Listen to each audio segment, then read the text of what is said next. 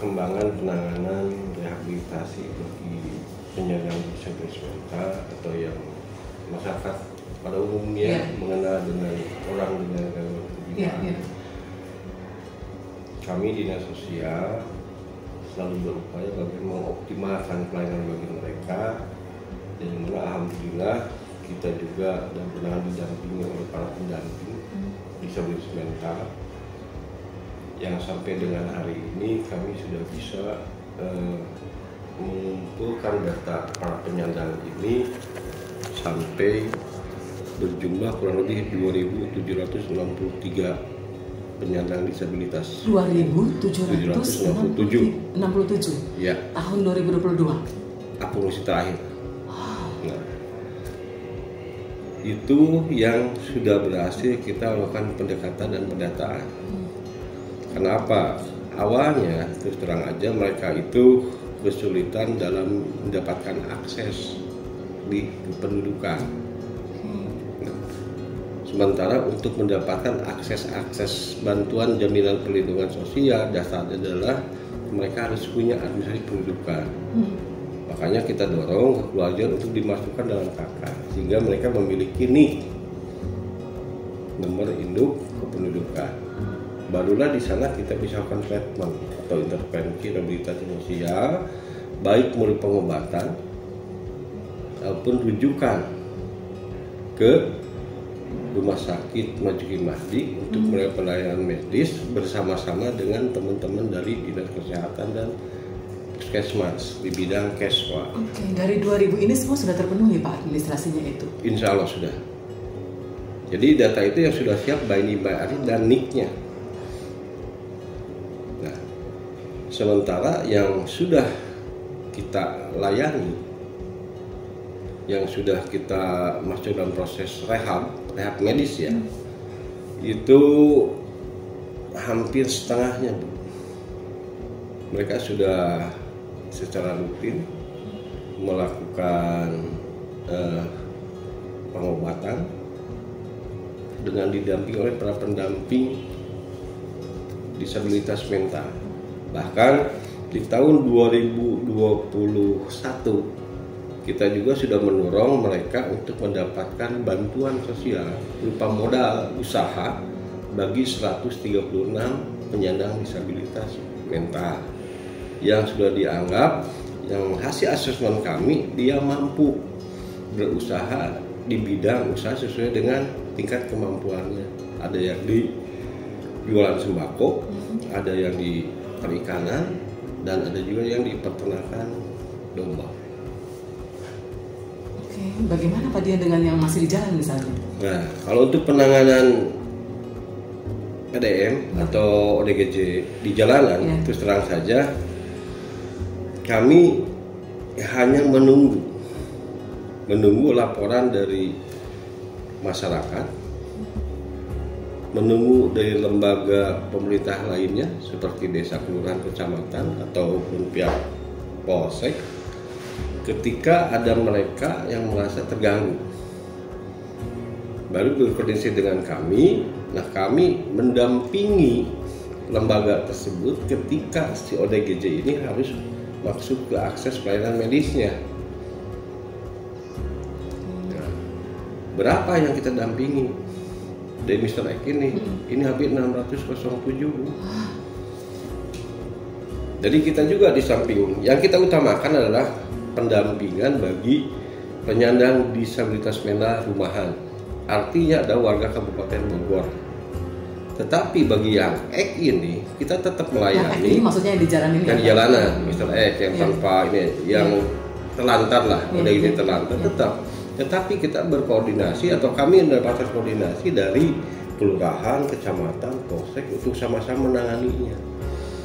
Sejauh ini seperti apa Pak Dian dalam penanganannya? Sejauh ini gini, ketika ada kegiatan penertiban yang dilakukan teman-teman Pol PP atau polsek atau desa, atau didapatkan penyandang disabilitas mental yang cukup mengganggu keterlibatan masyarakat, maka mereka akan menghubungi kami Dinas Sosial, khususnya di bidang resos. Maka kami akan menugaskan pendamping mental yang ada di kecamatan yang bersangkutan untuk mendampingi proses penanganannya. Langkah awal adalah tentunya juga memandikan dulu. Di setiap kecamatan punya ya Pak? Ada. Jadi saya pendamping ini satu kecamatan satu orang. Oke. Nah, tugas mereka adalah memfasilitasi kebutuhan dan mendampingi. Tetapi terus terang mereka tidak ada anggaran khusus. Nah, dia hanya membantu bagaimana proses mendapatkan akses pelayanan kesehatan medis. Satu, akses administrasinya, itu mereka yang akan mengurusnya. Yang kedua adalah mendampingi ketika si Mr. X ini bersama-sama dengan nomor pengampu, misalnya desa, kecamatan atau polsek untuk berobat ke puskesmas, ke rumah sakit umum daerah atau langsung dirujuk ke Masjid Mahdi. Nah, dia yang mendampingi, jadi mempermudah proses penanganan yang dilakukan oleh satu lembaga tertentu dalam menangani Mr. X ini sampai mereka terlayani di rumah sakit jiwa. Selama ini ada kesulitan nggak Pak yang dalam catatan di sos terkait dengan penanganan Mr. X ini? Alhamdulillah dengan adanya pola pendampingan di lapangan, kami tidak dapat kesulitan. Yang menyulitkannya adalah paskanya nih. Setelahnya ya. Setelah mereka dirawat, mereka dikatakan sembuh dalam tanda kutip, mereka dikembalikan kemana? Dari urusan kami ini. Maka kami menerima, untuk sementara kita masukkan ke rumah singgah di Balai Kesejahteraan Sosial yang di Citeureup untuk kita perdalam, untuk kita asesmen dari mana mereka berasal. Kita punya berapa banyak rumah singgah atau tempat rehabilitasi? Hanya satu di Citeureup itu. Itu berapa banyak bisa menampung berapa banyak orang? Kalau kita bicara berapa banyak, karena itu multi layanan. Artinya lansia juga ada di sana, anak juga ada di sana. Nah, khusus untuk disresmenta itu hanya sementara saja. Ada ruang khusus yang untuk rumah singgah. Kita tidak bisa masalah berkelanjutan. Maksimal 7 hari itu orang mesti pindah-pindah. Nah, pindahnya kemana? Kalau kita ketemuan alamatnya, kita kontak dinas sosial yang ada di tempat pengakuan si ODGJ ini. Kita sering berhubungan dengan teman-teman yang dari Ngawi, dari Bojonegoro, justru dari luar ya Pak? Dari luar. Di kontennya kita terbalik Bu. ODGJ Jabar di mana? Jatim, Jateng. Nah, kita kiriman dari sono. Itu orang sini. Jadi sama lah. Ketika orang sini pasti, bukan dipastikan ya, ada beberapa kasus yang berasal dari luar Kabupaten Bogor. Maka kita kontak dinas sosialnya untuk dicarikan kebenaran alamatnya sebagai pengakuannya. Ada beberapa kasus yang memang berhasil. Dia sudah kehilangan 5 tahun, 8 tahun. Bahkan yang terakhir itu kejadian yang di Sukaraja. Mungkin pernah dengar teman-teman juga ada penyandang disabilitas yang melahirkan. Kita bawa ke Masjid Mahdi. Setelah dia sadar, bayinya dirawat di rumah sakit. Kita telusuri dari mana? Ternyata dari satu kabupaten kita hubungkan betul.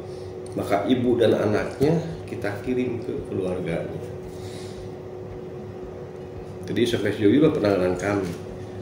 Karena terus terang aja kami melihat bahwa semua manusia berkesempatan yang sama untuk menikmati kehidupan yang layak di dunia ini.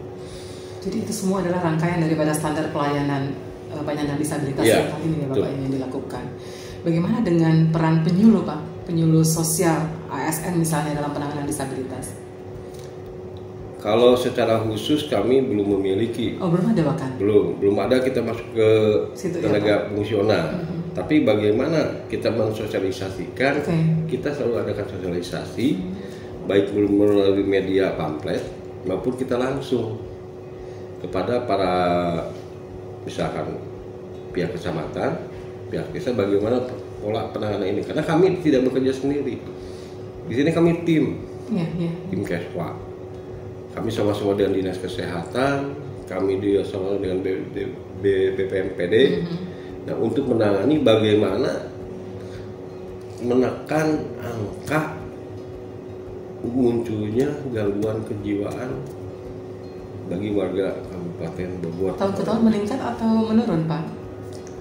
Kita jangan sampai meningkat karena pandemi, enggak? Kita belum. Kelihatannya enggak. Kelihatannya tidak meningkat. Walaupun kasus-kasus tertentu memang ada. Karena ada dua faktor yang mengakibatkan orang terganggu kejiwaannya. Satu bio, keturunan. Yang kedua adalah stres, depresi atau korban lingkungan lah. Nah, kita masih relatif rendah. Karena apa? Giat daripada tim Keswa ini cukup baik di lapangan, sehingga apapun sedini mungkin masalah yang akan dimuncul oleh warga yang kena tekanan ditangani oleh pihak puskesmas terdekat dengan tim Keswa. Pak Dian, ada tantangan nggak yang dialami di lapangan gitu ketika penanganan? Tentu ada. Tantangannya adalah ketika kita sudah berhasil merehab secara medis maupun secara sosial dan kita kembalikan ke keluarganya, satu, pernah terjadi beberapa kali penolakan. Keluarga tidak mau menerima kembali anggota keluarganya yang pernah mengalami gangguan kejiwaan. Kedua, padahal sudah sembuh secara medis, secara sosial juga sudah sembuh, tapi memang tidak mungkin normal sekian sekaligus. Yang kedua adalah ketika warga masyarakat tidak terbiasa, sulit menerima pasca perawatan juga. Misalkan dia beraktivitas di lingkungannya, dia ikut bekerja bakti, dia ikut kegiatan keagamaan. Nah, ini masih ada tingkat rasa takut warga masyarakat bahwa seek ini kamu. Yang ketiga adalah kesadaran keluarga untuk secara rutin memberikan obat kepada si penyandang ini. Karena kalau bagaimanapun hidup dia tergantung sama obat. Yang ketiga adalah membiasakan si mantan ODGJ ini untuk diajak berbicara, diakuilah keberadaannya. Nah, ini 4 komponen ini yang terkadang memicu kembali sakit jiwanya ini.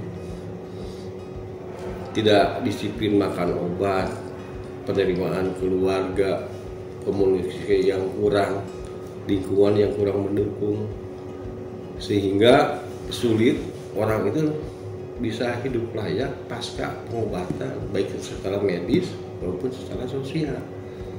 Pada kami juga akan mencoba mendorong ke depannya untuk beraktivitas secara rutin dengan bantuan modal usaha tadi, agar mereka juga bisa hidup mandiri, berpenghasilan. Dan ada beberapa kasus yang sudah kita bisa tunjukkan. Ada beberapa teman-teman yang sudah buka salon dan itu diterima sama lingkungan. Ada yang sudah bekerja lagi sebagai pengemudi, ada yang buka bengkel, ada juga yang kebanyakan di perdagangan dan di pertanian serta peternakan. Karena yang penting adalah jangan sampai biarkan mereka asik sendiri tanpa obat. Itu catatannya ya, Pak. Catatannya itu. Mungkin siapapun juga. Hidup sendiri tanpa obat, kalau serangan bahaya. Oke. Bagaimana dinas sosial bersinergi dengan yang lain gitu, Pak, untuk penanganan ini? Kami kan ada dalam sebuah tim. Tim penanganan kesehatan jiwa masyarakat Kabupaten Bogor. Kita juga dalam sebuah tim sinergitas Kabupaten Bogor bebas PMKS jalanan. Jadi kalau kita bersinergi satu dengan yang lainnya, kita berbagi peran Pol PP apa dalam penanganan ODGJ ini, peran dinas sosial di mana, peran Dinkes di mana, puskesmas di mana, peran BPMPD di mana, oleh desanya, peran kecamatan. Kita bagi. Bahkan kalau memungkinkan peran-peran institusi pendukung UMKM dinas pertanian, ada dinas peternakan, perikanan, sama institusi lainnya saling mendukung untuk percepatan kehidupan yang mandiri bagi ODGJ, khususnya warga Kabupaten Bogor. Supaya kita bebas, apa yang harus segera dilakukan gitu Pak? Adanya kesamaan visi dan misi di semua elemen masyarakat, di semua PD. Jadi bukan hanya mengandalkan pemerintah saja semata, tapi semua elemen juga ikut bertanggung jawab. Tapi yang pada intinya adalah keluarga lah modal utama kalau kita ingin Kabupaten Bogor bebas anak jalan, bebas penyandang disabilitas mental. Karena semua proses ini ada di dalam keluarga. Yang kedua adalah lingkungan peduli. Yang lainnya akan mengikuti lah. Dia usaha akan ikuti ini untuk digerakkan oleh pemerintah daerah. Tapi ketika komponen keluarga atau keluarga inti tidak bisa menerima kehadiran mereka, itu yang paling parah. Yang kedua adalah lingkungan. Ketika dua komponen itu mereka mau menerima, mereka mau mengajak berubah, lingkungan juga mau menerima dan mengajak berubah, insya Allah Kabupaten Bogor bebas dari penyandang disabilitas mental. Mungkin pasung-pasung sudah tidak lagi. Insya Allah kalau pasung tidak ada, cuma kalau penyandang disabilitas mental karena pengaruh akan terus bernambah, walaupun kita coba tekan sedemikian rupa dengan berbagai macam program, terutama program perbaikan gizi. Untuk tahun ini program apa saja Pak khusus untuk berkaitan dengan rehabilitasi mental ini? Kita untuk tahun ini masih tetap pendampingan, Bu. Pendampingan penanganan orang dengan gangguan kejiwaan yang melakukan pelayanan kesehatan ke rumah sakit jiwa. Kita siapkan pendampingnya. Dua juga penyadaran masyarakat, keluarga dalam mendisiplinkan memakan obat, para pendamping juga aktif di lapangan. Ketiga adalah mengajak serta aparatur desa dan kecamatan untuk semuanya bertanggung jawab terhadap pelayanan bagi si para penyandang disabilitas mental. Tiga, menerima, tidak dikesampingkan. Karena kuncinya saya nih, bagaimana kita menggerakkan aktivitas di lingkungan terdekat. Kalau di tata kabupaten, insya Allah kami siap, SKPD semua siap. Cuma yang paling kita dorong, kita harapkan adalah kontribusi tanggung jawab dari desa, kecamatan, sama lingkungan yang ada di sekitarnya. Tidak ada diskriminatif. Perlakuan diskriminatif tidak diharapkan dari para penyandang disabilitas mental. Yang susah dan masih terjadi ya Pak? Nah itu yang susah. Karena gini, tingkat kejuruan yang tinggi terhadap mereka akan memicu tingkat gangguan kejiwaan. Kan yang sakit jiwa bukan sini. Iya. Ini lukisan ini bukan lukisan hasil orang ini salah satu bukti bahwa mereka pandai. Bisa. Kalau dia gini, kan dia terganggu ketika dia merasa tertekan, sehingga dia bersikap seolah kontra kita. Tetapi kalau kita mendekati secara kemanusiaan selesai. Nah, tinggal bagaimana kita membawa. Nah, teman-teman para pendampingin di lapangan, pendamping mental berupaya terhadap persuasif, bukan tindakan-tindakan yang provokatif, tindakan yang represif yang bisa menekan mereka. Semakin ditekan mereka, semakin melawan.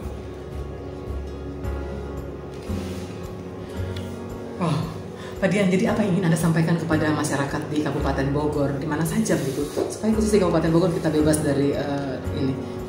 Jadi pada intinya kita berharap kepada warga Kabupaten Bogor untuk sama-sama memperlakukan mereka-mereka yang mengalami gangguan kejiwaan untuk dapat membantu merubah dan tidak berhentinya menerima apapun kekurangan mereka, karena walau bagaimanapun obat yang paling kuat adalah ada di lingkungannya itu sendiri, terutama dalam keluarga. Jangan menaruh curiga, jangan juga menghakimi, tetapi bagaimana kita mencari solusi bersama untuk percepatan penyembuhan mereka-mereka yang tidak pernah bermimpi terlahir di dunia sebagai komunitas orang dengan gangguan kejiwaan.